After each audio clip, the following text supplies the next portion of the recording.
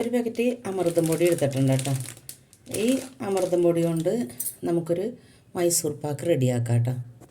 അതിന് നമുക്ക് ആദ്യം തന്നെ ഈ അമൃതം പൊടി ഒന്ന് പൊട്ടിച്ചിട്ട് ഒന്ന് അളന്ന് നോക്കണം കേട്ടോ, എത്ര കപ്പ് ഈ പൊടി ഉണ്ടെന്ന്. അപ്പോൾ ഞാൻ ദേ അളന്നെടുത്തിട്ടുണ്ട് കേട്ടോ. ഈ കപ്പിൽ അളന്നെടുത്തിട്ട് ഒരു 3.5 കപ്പ് പൊടി. ഈ കപ്പിൽ അളവിൽ തന്നെ ഒരു 3.5 കപ്പ് നെയ്യ് വേണം കേട്ടോ. അതൊന്ന് ചെറിയ രീതിയിലൊന്ന് ഉരുക്കിയെടുക്കണം.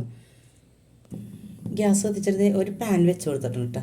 നമുക്ക് ആദ്യം ഈ പൊടി ഒന്ന് വറുത്തെടുക്കാം കേട്ടോ.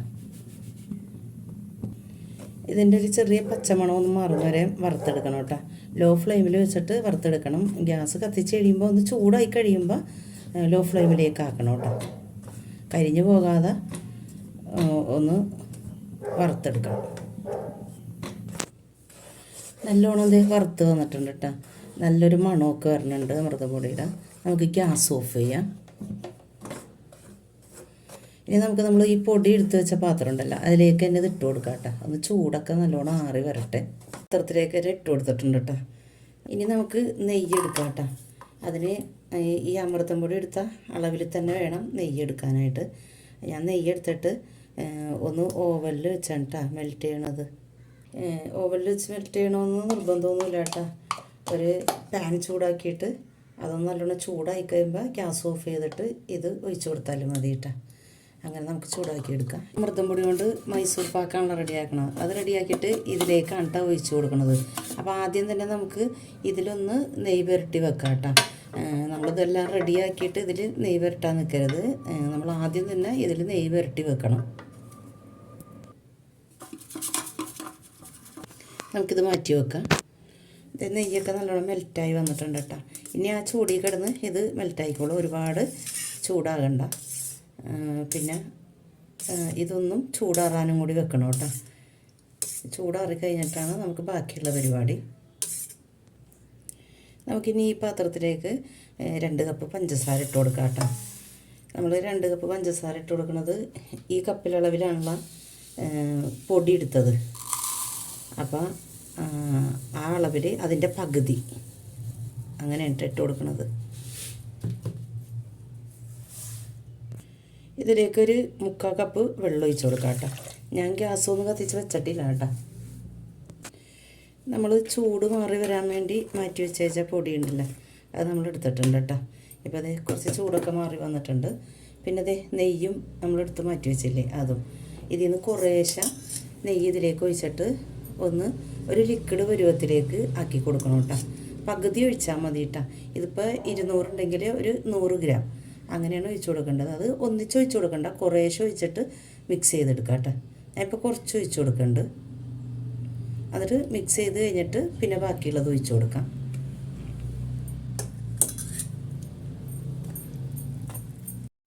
ഇതുപോലെ കുറേശ്ശെ ഒഴിച്ചിട്ട് മിക്സ് ചെയ്തെടുക്കാം കേട്ടോ. ഒരു ദോശമാവിൻ്റെയൊക്കെ പരുവത്തിൽ കേട്ടോ.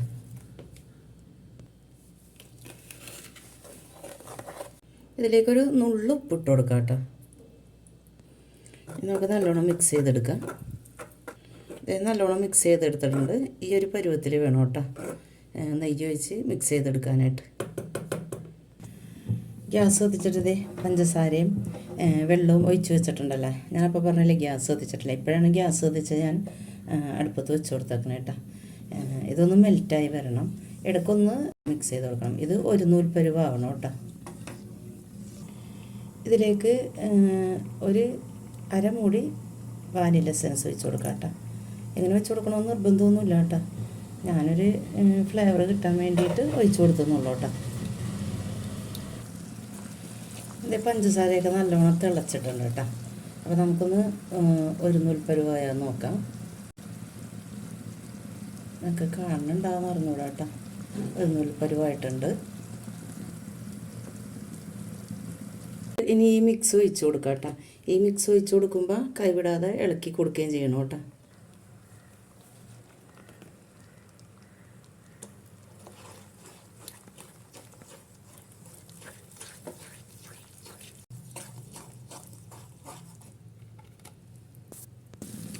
പഞ്ചസാര ഇതും കൂടി ഒന്ന് ചേർത്ത് കൊടുക്കാം കേട്ടോ. എല്ലാം നല്ലോണം ഒന്ന് മിക്സ് ചെയ്ത് കൊടുക്കാം കേട്ടോ.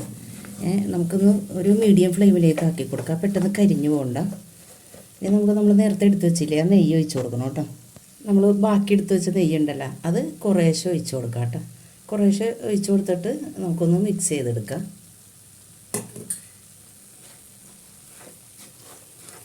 ലോ ഫ്ലെയിമിലേക്കാണ് കേട്ടോ വെച്ച് കൊടുത്തേക്കണത്.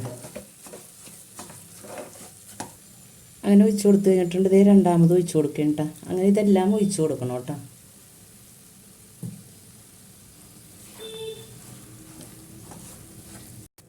നല്ലോണം മിക്സ് ചെയ്തിട്ടുണ്ട് കേട്ടോ. നമുക്കിനി ഗ്യാസ് ഓഫ് ചെയ്യാം.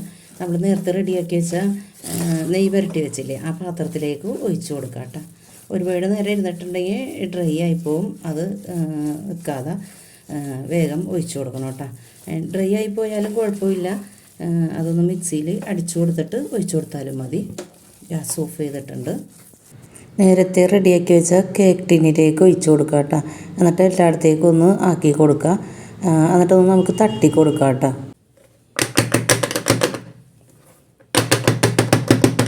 കേക്ക് ടിന്നിലേക്ക് വെച്ചിട്ട് നല്ലോണം ഒന്ന് തട്ടി കൊടുത്തിട്ടുണ്ട്, ഒന്ന് സെറ്റ് ചെയ്തിട്ടുണ്ട്. ഇനി ഇവിടെ തന്നെ ഇരുന്ന് ചൂടാറ് വരട്ടെ, ഫ്രിഡ്ജിലേക്കൊന്നും വെക്കണ്ട കേട്ടോ. നമ്മളിതെല്ലാം ഈ ട്രേയിലേക്ക് തന്നെയുള്ള ഒഴിച്ചു കൊടുത്തത്.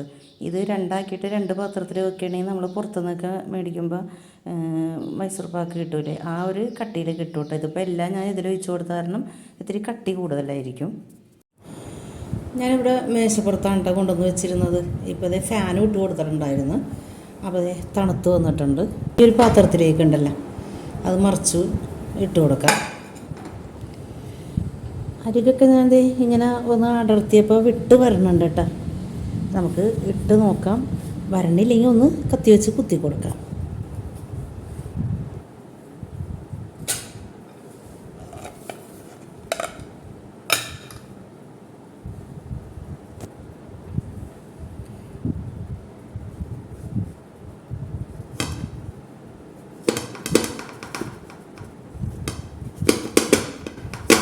കംപ്ലീറ്റ് വിട്ട് വന്നിട്ടില്ല എന്ന് തോന്നുന്നുണ്ട് കേട്ടോ.